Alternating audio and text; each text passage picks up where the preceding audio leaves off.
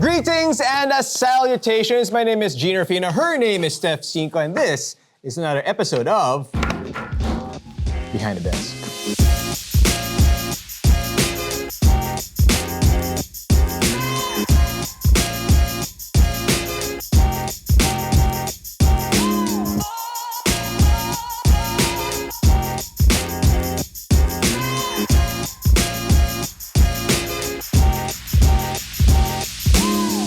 All right, so Steph, we are going to be talking about Falco boots and riding sneakers, and these are of course bike specific, and they offer great protection while you're riding a motorcycle.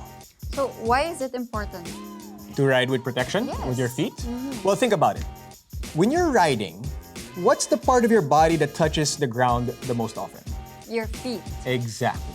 So, I mean, don't get me wrong, we've seen people, especially here in the Philippines, naka-chinelas, naka-sandals. First of all, congratulations and thank you very much that it's become a law na bawal na po yun. You cannot use flip-flops or chinelas when you're riding a motorcycle. That is already illegal to do so. So, what's next? You ride with shoes, specifically something that's protected like these Falco boots and sneakers that we have here. Falco was founded in the late 1980s, and the company distributed jogging and tennis products prior to entering the motorcycle footwear industry. Mr. Bruno Foscarini and his wife, Miss Adriana Polioni, started the brand and committed it as a family business. Now knowing the founders' names, why Gianni? Why Falco? Well, fun fact. The Gianni in the name was actually inspired by other designers and entrepreneurs. Ever heard of Gianni Versace? Of course you have. But also Gianni Agnelli of Fiat Cars. Meanwhile, Falco relates to the bird, the falcon, and its ability to see far and beyond, apart from being a rapacious and dynamic animal. It was actually Mattia, the son of Mr. Foscarini, who helped decide the direction of the company. In 1992, the company opened its first independent production plant, and the company has been churning out stylish and functional footwear ever since. Made in Europe, it's quickly become one of our favorite brands in the Philippines since it was introduced. Now, one thing I love about Falco, this brand, this Italian brand, if I may add, is that they have the full range. From riding sneakers, to the Porma boots, to the touring, to the track. And then this one for off-road. For off-road, as you can see, it's medyo malinis. It's very, very clean. These are mine right here.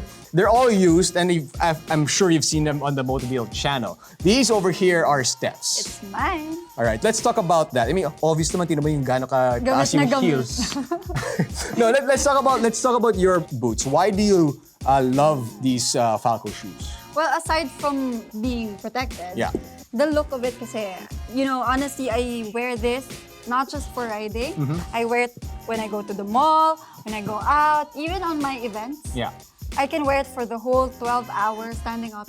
Okay lang. So comfortable siya. Kaya siya, yes. On and off the bike. Yes. Because if I look at this right here, they look like boots. Regular boots, right? Not specific for riding. But it does offer the protection. The reinforced toe box, the heel. Of course, it has good ankle protection as well. I mean, it's a boot. Diba? Parang you look at it, pwede pang rock and roll. Diba? I even wear it on my dress, on my shorts. So it's really nice. And this one right here, as you can see, we'll take a close-up of it. It's also D3O. So you know that it's well protected. It's well protected. Again, the toe box is protected. You have easy access with a zipper here on the side. What do you love about these ones right here? I think in general, the leather that Falco uses, it doesn't chip off. Okay. Because this side, but it's the one that you use to shift the gears. Yes. So it doesn't chip off. I used to wear the regular leather shoes that you buy from retail stores. It chips off. Yeah. So this one, alam mo talaga na quality is premium. Yeah. It's made for riding. Yeah. So I've ruined a couple of Jordans and Dunks when I started riding, and I when I think about it, sayang talaga yung mga sapatos na yun. But it is what it is. You live and you learn. Ito naman, yung pinaka-favorite ko is this one right here. I heard best-selling. This is, I mean, it's a shoe that, I mean, if you watch the MotoDeal channel, you've probably seen this a lot. And actually, a lot of people have asked me about these because, di ba mukha siyang sneakers eh, mukha siyang Chuck Taylor. Yes. And it has, again, the protection by the toes. The heel is reinforced. You have easy access here on the side. And these shoes, and I love the detail inside. Oh, look at that, look at the camo detail inside. These particular ones right here, aside from using them on when I ride a bike, I actually travel with these. Oh, really? So when I travel, especially to mga riding destinations, I usually bring, let's say, maybe this one or this one. And I bring an extra pair, which is this. And I wear it on the plane for a couple of reasons. First of all, they don't look like boots na pang motor, it diba? it does look like a sneaker, Yeah. a regular sneaker, right? And then in some airports, when they ask you to take off your shoes sa X-ray, it's Madali lang, very kasi easy. zipper. Ganyan lang, oo. Yeah. So instead of having As to compared to the tie. other shoes na you have to tie it pa. So it's actually really one of my favorite pairs to use. As you can see, gamit na yan. I can see. And to think, nilinis ko na to I can see. I cleaned it a little bit for this shoot because it's a very used shoe.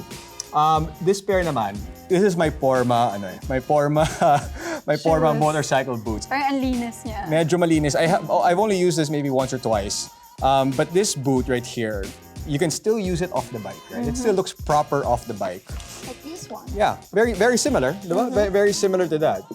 And it gives you the good protection, the toe box, the heel, the ankle, and it's actually has a lining inside. It's soft inside. It's soft inside, and it gives you good protection from the rain and keeps your socks dry. Kasi pag basa na yung medyas mo, oh no, it feels bad, diba? It feels kind of gross. These particular ones, I've actually traveled with these to Italy. Okay. And I used this around Italy during the World Ducati Week. And it's actually one of my favorite pairs. The thing about it, mukha siyang motor, pang motor talaga. Diba? Parang it's not like a shoe na you'd walk around the mall in because it does stand out a little bit. But again, reinforcement, good safety, and then easy access here on the side. But ito more for touring. And it also is a little bit more breathable. So the material that it uses, it's not so hot when you're on a long ride. Yeah. You do get a little bit of comfort with it. These particular ones, clearly naman, these are my track boots. But you can also use them on the road because most track boots, it does come with an inner. So para siyang extra sock, so to speak. So you put it on, you put your socks on, you put that on, and then you put your shoe on. That's the shoes that you can't walk properly. I mean, it's a little bit more stiff. Diba? Medyo a little bit. This one, you don't need, there's no inner. It's basically the same thing as the other. It's the same kind of thing. And then once you put it on, pwede na yan pang track. As you can see, it has the proper protection for the racetrack. Extra heavy duty ba siya? Yeah, I mean, it's reinforced also, of course. It gives you good protection all the way up past your ankle.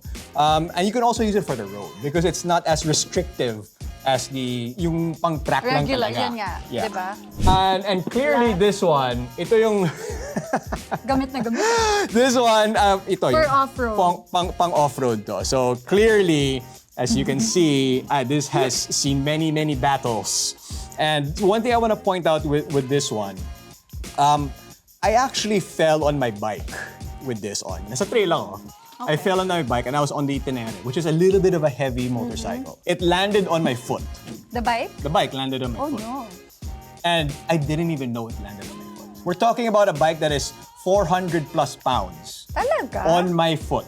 Wow. And I did not feel it. But I tried to stand up. I'm like, how come I Parang may can't? mabigat lang. Oh, ano yun? How Oo. come my foot is stuck? And yun pala, it was the bike. Oh my God, So galing. that's the kind of protection that this thing will give you. No scratches Nothing. inside. Nothing. As in, when I finally got the bike, somebody had to help me to get it up. And then when I started walking, like, it was wala. Medyo may gasgas yung bike. Yung bike pa yung may Oh, gas. pero ako wala. Which is good, diba? Diba? I mean, that's better. Yeah. I mean, it's a boot that has seen a lot of wars, as you can see, and has saved my foot more than once. So it has a very good protection from falls and whatever that may occur on a motorcycle. This right here, mukha siya talagang sneaker. Yes. Pero again, riding specific boot to. But I can see na meron siyang protection for the ankle. Yeah, yes. the ankle area. But again, it looks like a shoe that you can buy in Foot Locker. Diba? Para siyang ganyan eh. And what I love about these shoes is also, of course, the sole. Oh, very important yun. Yeah. Oo, especially in expressways. Yeah. Kasi Sa toll. Sa toll, yes. Diba? Let's yes. say, most of the time, the RFIDs don't work. Super Diba? hassle. And then you put your foot down and the RFID. Especially for me kasi, yung sometimes the bike is higher. Yes. So I have to Put more lean force. on one Yeah. foot. Yeah. And then I have to, it's my stopping point. So if not, dudulas ako. Yeah. Good thing, my boots are very Makapit. makapit. It's anti-slip. So even in, especially exactly sa toll areas, a lot of it kasi in the center area of the toll, a lot of it is oil. So you have to be very careful. Another thing pala with the boots of the girls, I like that it has heels but you can feel that it's higher. Okay. Kasi for girls, like for me, my height is what, 5'2", and some bikes are really higher for my height. Yeah. Yes, it's too tall. So the heels are very important for me. Okay. But then the heels, it doesn't make me tired. So parang inside- parang hindi ka naka-tiptoe. Yes, Yeah. oo. That's what I like about it. And of course, these Falco boots and sneakers right here, these are all designed in Italy and made in Europe with some of the highest grade material that you can find. You know what I remember? I used this boots one time when I was using a Ducati bike. And The Monster. the Monster, the yes. SP, yeah. It was very hot, and with these shoes, I really didn't feel much heat. Okay. Coming from the The engine. The engine, Yeah. yes. So wala, kasi some boots I've experienced, natutunaw talaga yung sole part niya. Pag super init. Okay. So that's something about these Falco shoes that are really impressive because it's not just stylish and it doesn't only give you good protection, but the material that's used into crafting them always top notch. Yes. You know, I mean, as you can see, battle tested right here. Atenere 700 fell on my foot and my foot didn't even feel it. And it's really just it's my favorite shoe line out there because it's a great has everything combination. na din. Yeah, no matter what kind of bike you ride, diba? I mean, if you ride a sport bike or a naked bike, these ones right here, pwede. Pag naked na medyo newish, this one. Pag medyo retro, ito. Yes. Pag touring, ito. Sport bike naman ito, and then ADV of course is this one. How about you? Ako lahat ito eh. No, I haven't had the chance to try yung off-road kasi. Yeah, So yeah. most of the time it's naked bike, classic bike. Yeah. So these are perfect Yeah, perfect for you. for me. Yes. And you really like black, ano? Oo. Maybe next time I'll get a different color. But what can you say about the styling and then the colors that they choose for the women's line? Because this is a women's version of the Lennox of the men's. No, I mean, it's nice. It's cute.